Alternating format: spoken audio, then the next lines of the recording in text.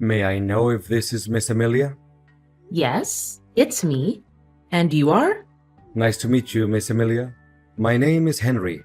I was hired by your father, Mr. Smith, not long ago.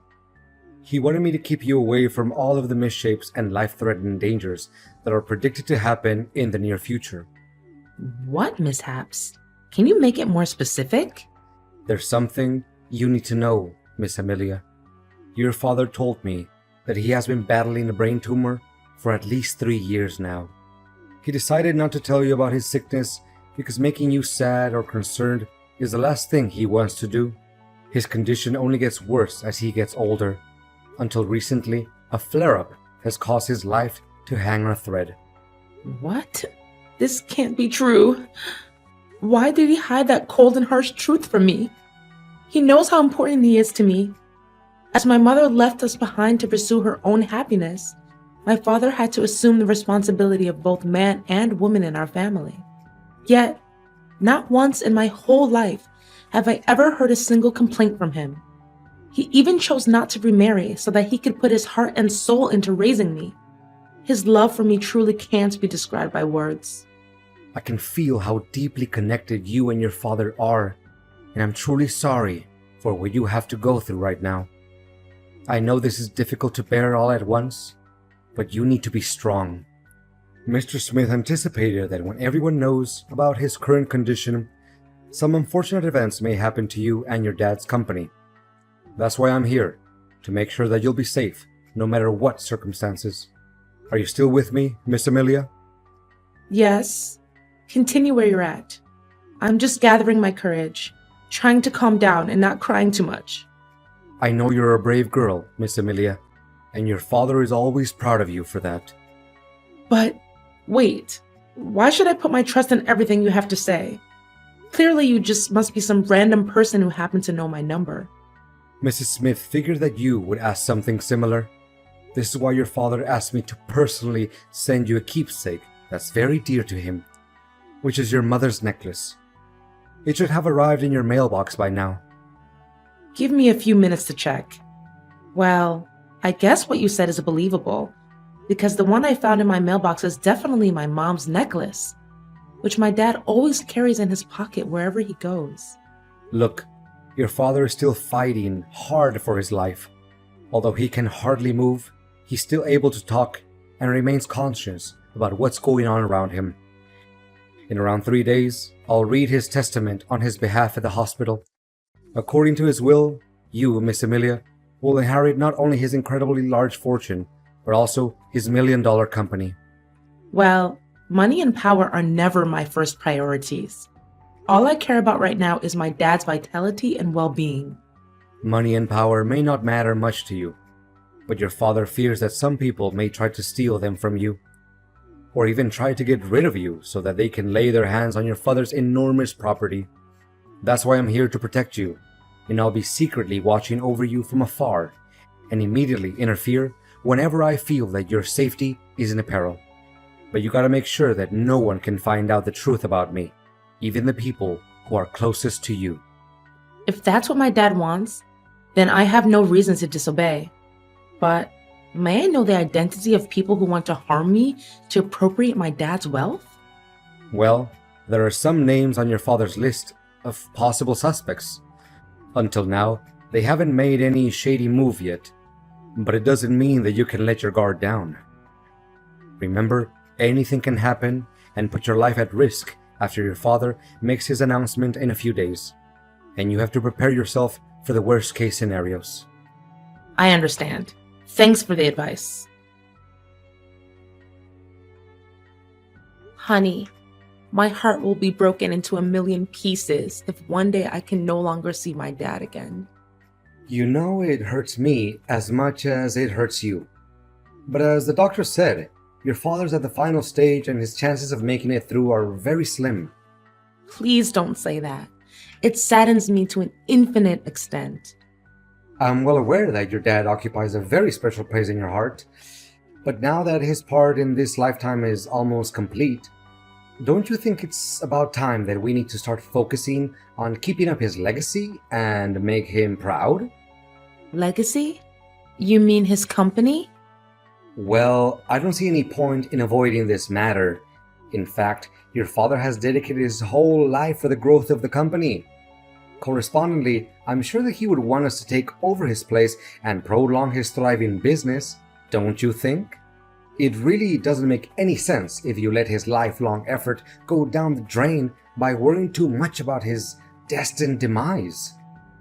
I mean, you may have a point in what you're saying, but honestly, there's no spare room for anything else in my mind right now, other than my dad's life being on the line. I acknowledge what you have said, and I'm sympathetic to it. However, an organization can't operate without a leader. If you feel like you're not up for the task just yet, it's my duty, as your husband, to help you weather the storm and get through this time. To put it more precisely, I would like to lend you a helping hand and take the responsibility of Chief Executive Officer, the position which your dad used to have. Of course, the company share that your father once held is still under your ownership. So, what do you say? Well, I really appreciate your thoughtfulness towards me. Nevertheless, my dad had stated very clearly and in detail in his statement that he wants me to assume the role of Chief Executive Officer. And for that reason, I'm not planning to do anything that's against his last wish. Wait, do you seriously think that a woman is adequate for such a prestigious leadership role like CEO? Significant positions, especially company leaders, are not a joke, and they're obviously not meant for women, honey. Don't let your brainless things like feminism trick you into thinking that you'll be able to fulfill such a substantial duty. What is your problem with women taking on significant positions at the workplace, really? Amelia, you do realize that women always have to depend on men to get everything done, right? You women can never decide anything for yourself, and you easily let your emotions get the best of you.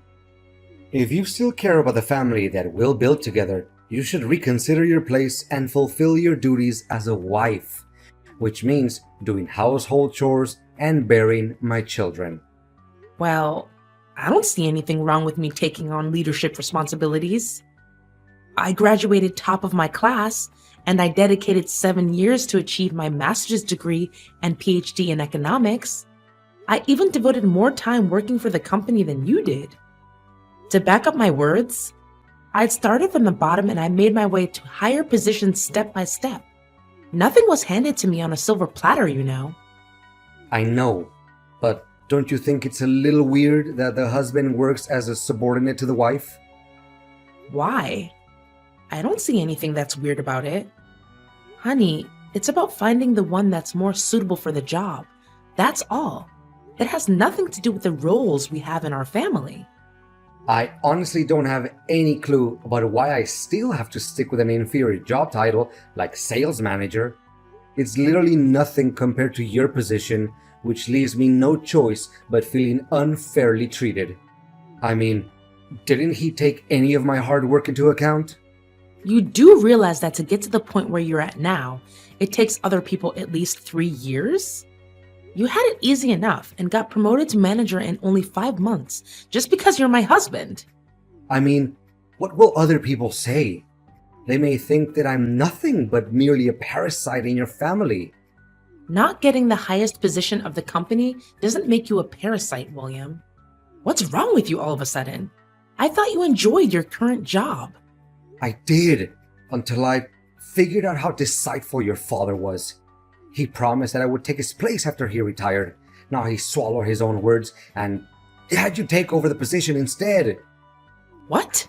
How can you make up such a lie? If my father intended to let you take control of the company, he would have told me about it. He never makes any important decisions without letting me know firsthand. Look, William, I don't want us to fight over this kind of thing. We're family, and being family means helping each other out in times of need, not picking a quarrel with one another over power and inheritance. Let me make it clear to you once and for all. If I don't get to work as the chief executive officer of the company, I demand a divorce as soon as possible. What? How could you say that so easily after our 3 years of marriage? And most important of all, In the toughest time of my life? When I'm about to lose my father? Well, your father doesn't treat me very nicely as well. He let you inherit his position because me and him are not biologically related. Guess once an outsider, always an outsider, right? He never saw me as his son after all. I said it. Let me take over your dad's position, or you can consider that our marriage is over. All right. I'll think long and hard about it. William, you can't believe what happened to me when I was on my way home after Dad's funeral. First, I was nearly hit by a truck while crossing the road. Then, out of nowhere, a flower pot almost fell onto my head. I bent down to tighten up my shoelaces. That was why I didn't get hit. After that, there were some people sawing down a huge tree, and I was nearly crushed by that. It definitely was not a lucky day for me. But where are you now, William? After the funeral ended, you were nowhere to be found. Everyone was so worried and they looked for you everywhere. What a shame to hear all of those unfortunate events. I'm not at home, by the way. And why should I be? What? What are you saying? Well, first of all, now that your father is dead, why should I be around you anymore? After all, it's his fortune and power that I went after in the beginning, not some kind of foolish love between you and I. You're telling me you didn't have any feelings for me in the first place? Not a tiny bit. Do you actually think that I approached you and your family because I fell for you? That's the most ridiculous joke that I've ever heard in my entire life. The only attractive thing about you is your dad's money. But I'm still the one who's in charge of my dad's company, right? How can you be so cocky? Well, not anymore. I now own papers proving that I'm the person who's gonna take over your dad's place as a CEO. He even gave me his shares in the company and every property that he possesses, including the house in which you're living. What? How could it even be possible? That's against the decision that he stated in his testament. There's no way he could do it without my approval. Don't you dare make things up. You know faking legal papers is a serious crime. Why should I be scared of your meaningless threat? My documents certainly comply with the law and regulations. They even contain your own father's handwriting and signature. So how can they be fake? Face the fact that from now on, you'll be officially kicked out of your dad's company and from your own fancy house. However, if you behave well, I'll show some mercy and let you work as a cleaner at the company. I can't believe you can be so ruthless and careless. You make it seem like we were never husband and wife, like we were nothing but strangers. It seems like you can't comprehend the situation very quickly, can't you? Look, it's over between us, and you'll be served with divorce papers soon enough. What's left for me is to enjoy my victory alongside the true love of my life, Luna. She's the one I'm gonna spend the rest of my life with. What? So you've been cheating on me too? How did I not notice that? In my eyes, you were a dutiful husband and a pious son-in-law to my father. You never came home late. You cooked for us whenever I was busy. You even took great care of my dad during his final days of living, as if he was your own biological dad. How did you change all of a sudden? Well, I didn't change anything. All I did was a little acting to cover my true intention. You don't know how much I had to contain myself from laughing as I saw you were blindly believing in everything I did and said. How could you do this to me? I just can't believe all of this. To think how kind me and my dad were to a jerk like you gives me chills down my spine. Kind? Am I hearing it correctly? Your father treated me like dirt. He didn't even let me take over the position that was rightfully mine all along. And you know what? He even had the nerve to, not just one time, scolded me and embarrassed me in front of my coworkers. I literally have no respect for that man. So you were holding a grudge against my dad this whole time? I mean, if he ever criticized you or your work, it was just because he wants you to be a better version of yourself and make progress. Well, now that hypocrite can carry all the criticism with him to his grave. So long, Amelia. Enjoy your homeless life. What is this, Amelia? Did you plan all of this? And what exactly are you talking about? Why, all of a sudden, I'm no longer the CEO of the company anymore. The securities didn't even let me in. Why are you asking me that question? Shouldn't you be the one who needs to interrogate your own conscience about all the good deeds you did behind my back? I can't believe such a cruel, heartless, and gruesome person like you would exist. What are you trying to say? Spit it out. Stop playing the fool. First, you took advantage of my father's sickness and brutally forced my father to sign all kinds of papers so that you can claim ownership of his fortune and his shares in the company. You threatened him, grabbed him by his neck. You even beat him, ruthlessly. For a person that had only days to live like my father, how could he bear such an act of violence? You knew that, and you left him there dying all alone. It was you who killed my father. Hold on. Are you even listening to your own voice right now? Don't just accuse someone out of nowhere without evidence. I know damn well that I have all the evidence in the world to start a lawsuit against you. Do you know what I'm possessing right now? Full-length footage of you torturing my dad so that you can achieve your evil ambition. It was recorded by the hospital's cameras. Never in my worst nightmare could I imagine that one day my dad would be tortured to death by his own son-in-law. What? I thought I took care of it. You did do something about it. But fortunately, my bodyguard was smart enough to trace you down and recover the footage. Where the hell did you get yourself a bodyguard? That's just insane. I think what you just said is just a work of your imagination. I mean, you're just talking nonsense to scare me. Not only that, my bodyguard also provided the police with evidence proving how you and your mistress pulled off every scheme you could come up with to murder me so that no one could ever threaten your throne anymore. Honestly, I can't imagine how wicked and cold-blooded you can get in order to seize what you want. Just in the morning, if my bodyguard hadn't tested the food before giving it to me, I would have been poisoned to death. Guess you also bribed the hotel staff, right? Just like every other sin you committed when you were working for my dad, right? You'd better watch your mouth, you wretched. Let me see. Faking receipts, taking bribes, embezzling the company's operating budget, leaking confidential information to other competitors, and not to mention murdering my father and failed attempt to assassinate me? I'm done arguing with an inhumane person like you. If I were in your shoes right now, I would start coming up with any possible reasons to defend myself in front of the court. Oh no, I think a police officer is knocking at my door. What should I do? Please, withdraw your complaint along with the evidence. You can't do this to me. Your days of abusing your power and violence are over, William. Don't ever let me see your face again. As the story got around, my case immediately grabbed the press's attention. The public, especially William's colleagues, were so angry that they even came to William's parents' place to demand justice for me. William fought as hard as he could and came up with every absurd and invalid argument to defend his crimes.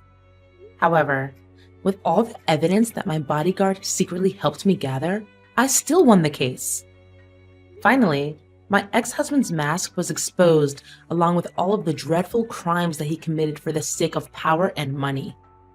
William was sentenced to 20 years in prison, and all of his property was confiscated and returned to its rightful owner, which is me, the CEO of my dad's company.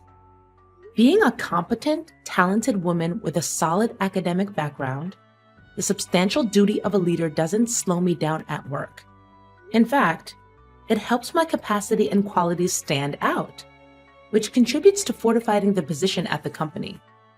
My bodyguard is still doing a great job at protecting me from every danger I could possibly encounter. Well, he's not only my bodyguard anymore, but he's also my best friend, a person who I can share each and every one of my secrets with, and most importantly, he's my future husband.